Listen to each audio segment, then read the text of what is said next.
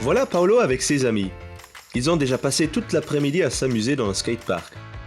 Puisqu'ils bougent déjà depuis pas mal de temps, les jeunes commencent à avoir faim. Paolo décide donc de se rendre au supermarché. On parle beaucoup sur l'alimentation, mais comment se fait-il que je ressente la faim? En principe, c'est facile à comprendre. Comme la batterie de ton portable a besoin d'électricité, donc d'énergie, l'être humain a lui aussi besoin d'énergie. Un estomac qui gargouille est donc un signal comparable à celui de ton téléphone quand celui-ci est à court de batterie. Le besoin énergétique, calculé en fonction du poids, de l'âge et de l'activité physique, diffère d'une personne à l'autre. Celui-ci se compose de 3 différents éléments nutritifs: les glucides, les protéines et les lipides. Les glucides alimentent les cellules de notre corps en énergie. De plus, ils jouent un rôle important pour la digestion. Ils peuvent fournir 2 types d'énergie. Soit une énergie lente et persistante, comme dans les légumes frais, pommes de terre, légumes secs, céréales ou produits de blé complet, ou une énergie dite rapide, comme dans certains fruits, sucreries, biscuits et gâteaux, chips, limonade et la farine blanche. Les protéines sont importantes pour la structure de nos cellules, surtout en pleine phase de croissance. Elles fournissent par exemple les matériaux de construction pour les cheveux, les ongles, les muscles ou les organes du corps. On trouve des protéines d'origine animale dans le lait, le fromage, les œufs, la viande ou le poisson. Et des protéines d'origine végétale dans les céréales, les légumes secs ou les noix. Les lipides transmettent le goût et isolent le corps du froid.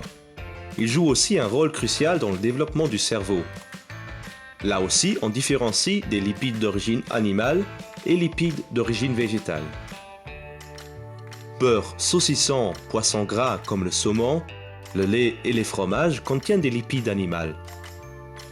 Les noix, graines oléagineuses, céréales, graines de soja, avocats, olives et huiles végétales contiennent des lipides d'origine végétale.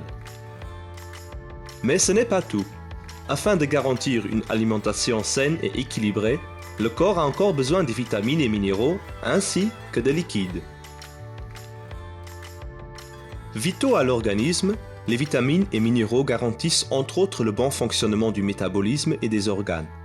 Ils apportent surtout les éléments essentiels à notre système immunitaire. Tu trouves des vitamines et minéraux dans différents comestibles. Notre corps se compose jusqu'à 70% d'eau. C'est le composant principal de toutes nos cellules, essentiel pour tout processus du corps humain. Il est donc très important de boire beaucoup d'eau.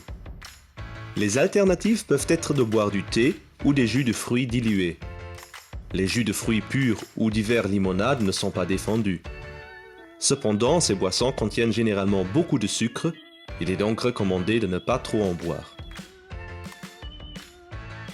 Résumé brièvement, l'alimentation et les boissons nous fournissent des éléments importants à notre corps, qui garantissent son bon fonctionnement.